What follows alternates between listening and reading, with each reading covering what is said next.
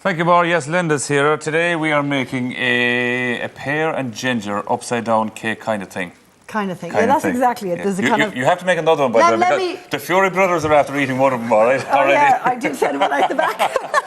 They're after scooping it all back. So what's happening inside here? Okay, we're going to... On the bottom, there's this beautiful layer of caramel to which I've added some ginger syrup from a bottle of sort of stem ginger. And then there's going to be a layer of pears. And then I'm going to put some cake on the top and spread it out. I'm going to put it in the oven. This is only sugar and butter, though? That's sugar and butter, but I've also put a little bit of ginger syrup, which comes from the stem ginger. Okay. Okay? You can buy that. Now, if that's not available, then you just get some fresh ginger like this, and this is a little microplane grater. It's just a very fancy grater. We just bash that in there. Put in as much as you like. Well, now, a certain amount that probably is good, which would be about, say, a teaspoon of ginger. It's in the recipe anyway. A teaspoon of ginger and a few tablespoons of honey instead of the ginger syrup. Okay. So, and then you just swirl it around. Now, what the really important thing here is that you bring the caramel to the right colour. Okay. Because caramel is a very important principle in general cooking, particularly in desserts. And if you have it too light, there won't be enough flavour, and if it's too dark, it'll go bitter. Okay. So you have to keep shaking it around. I just keep shaking. I don't stir it. I just keep shaking it. And really, what I'm looking for, I'm trying to bring it to what I would describe as kind of a red setter kind of colour, not kind of golden Labrador. That one. But yeah. That red setter. Okay. Now, if the doorbell rings or if a child cries, you just ignore that, okay? Because this is more important. We're going for the red setter. You have to get the colour, okay? So it's very, very nearly there. And then I've got my pears sliced here. I've put a little bit of lemon juice on them to prevent them from discolouring. And as soon as I get this to the correct colour, I'm going to turn the heat up now. I can do it quite fast. As soon as I get to the right colour, I'm just going to slide in the pears. You want to go quite... just be careful when you're sliding them in that you don't get splashed by the caramel. Because it is really, really hot because it's burnt sugar caramel that's inside is really, here. really hot. Okay. So it's very, very nearly there. You can see it's going to a nice kind of golden colour. And now it's going to, in a couple of minutes... And if you do this for the first time, you take it handy enough with the heat under it. You don't have to. Unlike yourself, you've been doing this for a long time. No, the thing is, you don't have to do it slowly. Okay. As long as you're there at the point when it starts turning. Okay. I'm going to leave that for a couple of minutes. I might come back to it, and I'm going to introduce you to what I've got, the cake mixture here. I've already creamed butter and sugar, and I've beaten in a couple of eggs in there. And then I'm going to add in some ground almonds, baking powder, and flour. And keep an eye on this.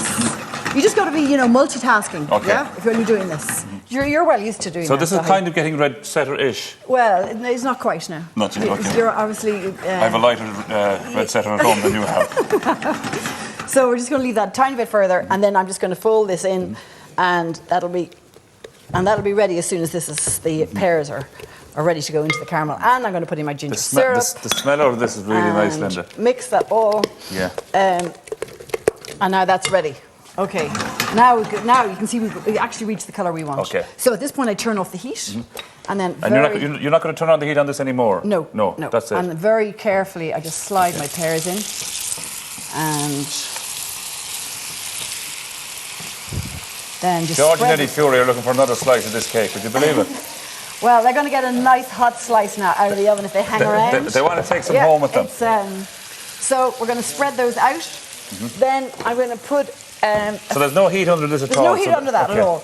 In fact, it stops the cooking at that point. It doesn't. The caramel won't carry on. It won't go any further. Okay. And is the caramel going to kind of get a bit harder then? Well, the caramel has already gone a bit hard underneath the pears, but it'll obviously liquefy when it goes back in the oven. Okay. So then I'm just going to spread a little bit of this. Now you have to not do it all in the centre because it's quite hard to spread them because the pears will keep moving on you. And you're going to spread this out, and then you're going to put it in the oven. Hi lads, what are you doing? Come on. You're after eating the second one. Do you know the one we had in the oven? That's the one you ate earlier on, so we had to make another one, the one that we made earlier, because you ate the second one. We didn't eat that. You did? I saw you. And you brought a man from Ballycumber to finish it off with you as well. Now I'm going to put this in the oven, and I happen to have another one. Well, you were sitting there chatting away on the couch. While the Furies were eating your other one. I have another one in the oven already. Okay, so this is going to go in here. Turn your back on those two fellas now, Lynda, because they'll have it taken from you. No, it's not tied down. That one is going to come out. So how long was that in the oven for? This one is in the oven for about 30 minutes. At what? At 160. At 160. You're going to be running home and rustling it up. Well, I'm going to take some of this with me if the two boys don't eat it all on me. I wouldn't do that. So, that's okay. Sorry about that. So we're just going to run a spatula around here. And then I better get an oven glove. Wait till this goes upside down here now. Lads. So, this I've got is the trick. This is the money shot now, George. This is the money Okay, shot. now I'm going to flip it. And I just have to have a peep because it is live telly. Oh. Just to make sure it's all right. Yeah, it's fine. Look at that. Look at that. Hey. Right.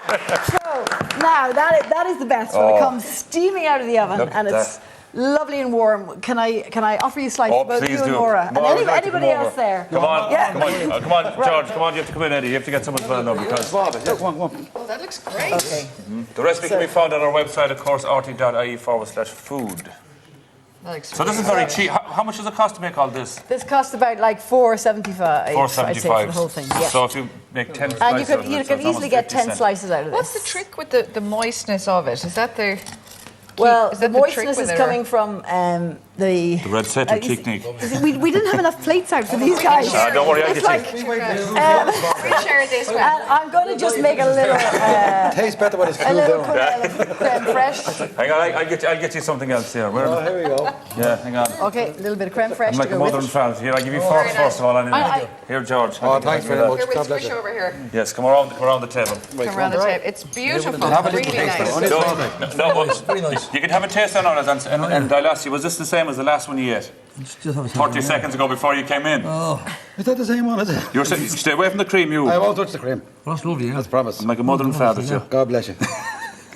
And if you didn't like ginger and you didn't want to put ginger, you could do it with apple and Oh, the cinnamon. ginger really adds to it. So, well, I love the ginger in it. But Ginger is for those who gorgeous. don't, you can put cinnamon into the cake and then It's just really do it with nice. apples. Yeah, and the creme fraiche is good. You see, you could have let him have that because it's creme fraiche, not cream. Okay, have a small bit of it, so. It's Could you different. put a bit of alcohol into that and make a drink out of it? You could.